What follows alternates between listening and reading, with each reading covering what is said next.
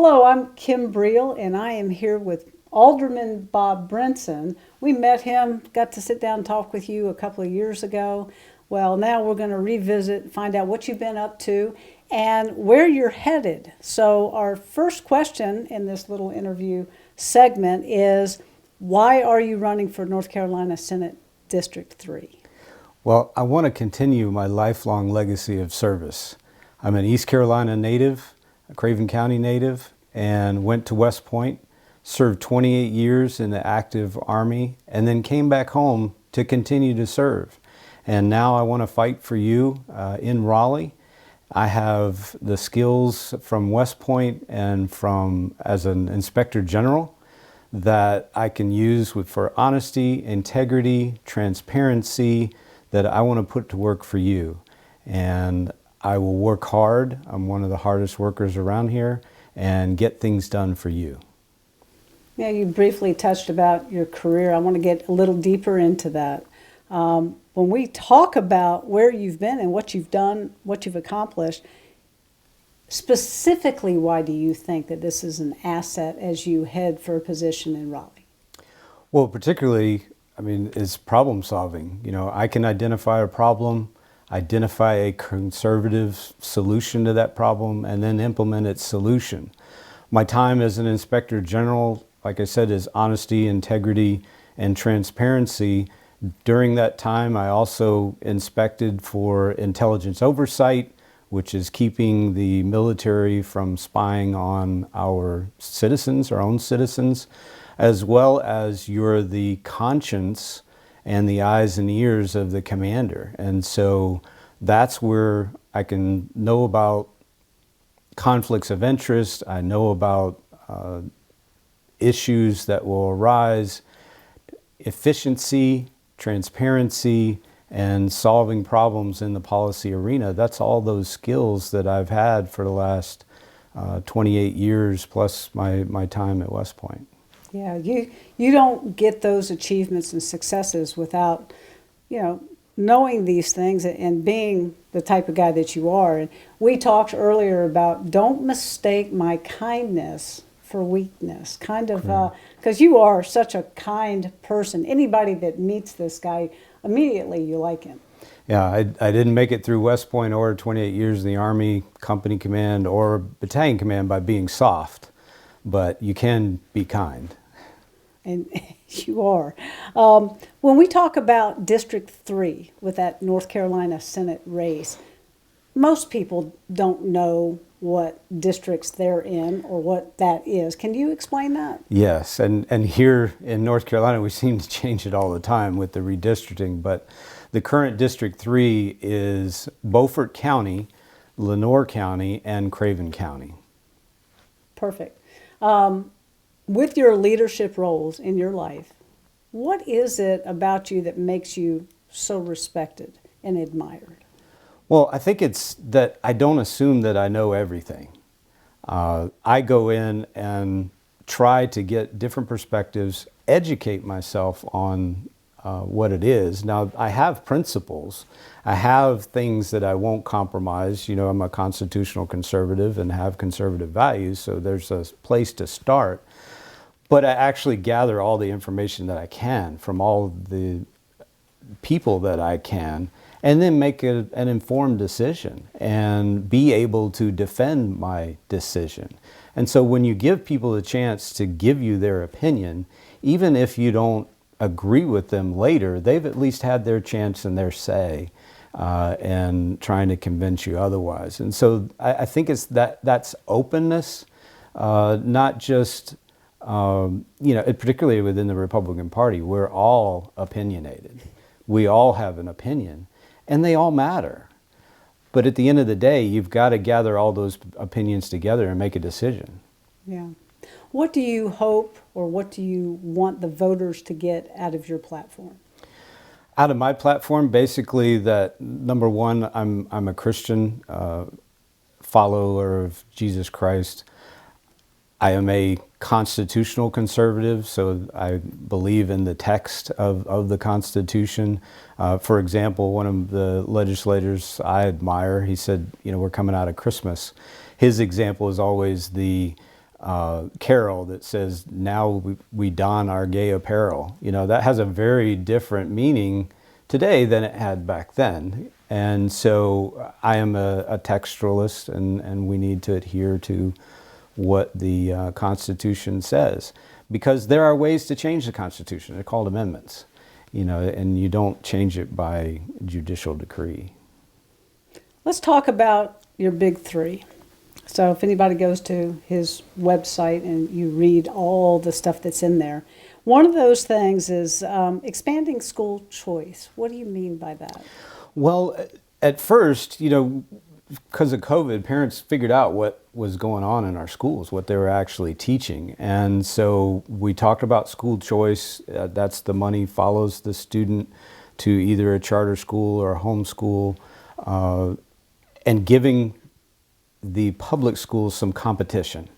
And the legislature recently passed a Parents' Bill of Rights, putting and telling the schools that, hey, what's going on with the child, both mental health, physical health, and grades, needs to be passed on to the parents, who's ultimately responsible for raising that child. But there are boards of education now that are refusing to implement that Parent Bill of Rights. And so by expanding school choice, you give those parents the authority or even the ability to move their student to somewhere that's a little more aligned with their values. And then the other thing is, it gives public schools competition, because competition is good. If we raise the level of our students' reading ability, math ability, science ability, that benefits everyone, not just the students around you. Great. And you have children, so I have children, yeah. You can certainly speak on those points very well. Right. Even though they're out of school now. So it's not like it's your fight today. Right. But it's a legacy for, my future grandchildren. Absolutely. So secondly, you speak about taking back freedoms and liberties. Kind of expand on that a bit. Well, one of the big issues is this cancel culture that we have. We need to be able to put freedom of speech back into our colleges, and be able to have conservative voices without being canceled. And you see that now, and I think you see the hypocrisy with the Hamas versus Israel protests that you're seeing in the schools. And we need to enforce or help the thoughts exchange in college and be able to have discussions, conservative and liberal. The other thing, Second Amendment rights, we need to defend those. We need to respect those. Red flag laws are something I'm against, because it doesn't give the person due process. That's one of our fundamental rights that we give criminals, but we're going to pass red flag laws and we're not going to give it to gun owners? That doesn't make any sense. And we just, all along, the Democrats have taken our rights, 1 inch, 1 foot, 1 yard at a time, almost like trench warfare. Well, that's how we get them back. We've got to take them back 1 inch, 1 foot, 1 yard at a time where we can, and go on the offensive, because we have supermajorities now, and we're hoping to have supermajorities in 2024 election. And so we take the wins where we can, and we fight back for our rights and our liberties where we can. Very good. Lastly, in the top three, safety and security for our citizens. So we talked about this. Are your neighbors fearful? Are you fearful? Am I fearful? How can we do this? Well, here's where we talk about the southern border. In talking to our law enforcement officers, there is a problem not just with illegal migrants coming across, but also fentanyl and drugs coming across. That is making every state a border state. And we have those problems here. You now have unintentional overdoses on all of these drugs that people are taking because they're laced with fentanyl. And then those proceeds from all of those drugs are going back to the cartels or going back to our enemies abroad. And so it really is safety and security like you wouldn't understand it normally. All of this crime that's coming in because, again, of drugs. We need to give our law enforcement officers the tools and the ability to go after these folks. And we need to have our first responders trained and have the tools that they need to save the lives of people that are getting caught in the middle of all of this. And so that's kind of what I'm talking about when I'm talking about safety and security today. Perfect. When you run for office, the whole family's involved to some degree. How do you see your wife playing a supportive role for you next year? Absolutely. This year, actually. My wife is actually very supportive of my run. She knows that I am built for service, and that's something that I have wanted to do and be involved in politics my entire life. And so when I talked to her about this opportunity, she said, go for it. Not everybody has the ability to follow their dreams at times. And I'll tell you too, she's also my biggest supporter, but also, a bit of a encourager too in an Army way. She's a West Point graduate. She's a 26-year Army veteran. Actually outranked me, passed me when we went there through the Army, and incredibly successful. I mean, we're a dual military career officers that we had 3 successful kids. They all came home for this past Christmas. They still love us. And but she'll be the first to tell me, hey, you need to get off your butt and go do this or go do that. And she's really my sounding board for many of the things that I do, and as a spouse should be. And very encouraging and very supportive of me. What concerns in local and state government are you most passionate about, and why? Well, I tell you, it goes back to, now that I'm a New Bern alderman, I see the needs for infrastructure. Particularly if you think about New Bern, probably in Little Washington, probably in Kinston, these older towns now, their sewer and water infrastructures are starting to fall apart. And so they're needing to be replaced. And that's not just an Eastern North Carolina thing. That's municipalities all over and counties all over. And sometimes those cities and those municipalities can't afford to replace those. And so thankfully that's kind of where the state gets involved and gives grants. New Bern has gotten grants to replace some of its infrastructure as well as some of its stormwater, recovering from Florence. And so without that help, we would be a lot farther back than we actually are in progress in rebuilding our flood damaged areas.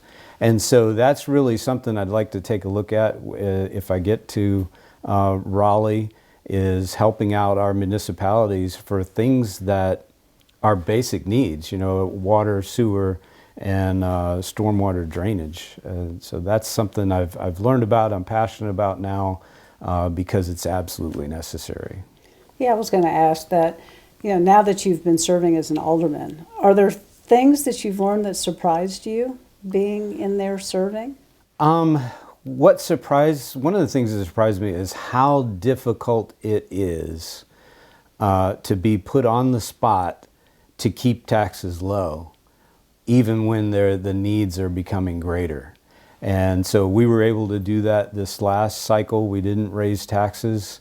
And so that worked out well, but we had to dip into fund balance to increase the salaries of our employees because we were afraid of losing them because their salaries were well below market. And so it's the creativity that you've got to come to figure out a solution and not put such a burden on the taxpayers. You've got to use their tax money wisely, and you've got to figure it out. And so I guess that was and having the courage. I think that's the important thing. Having the courage to make the decision and work out a good solution for everybody and not raise taxes.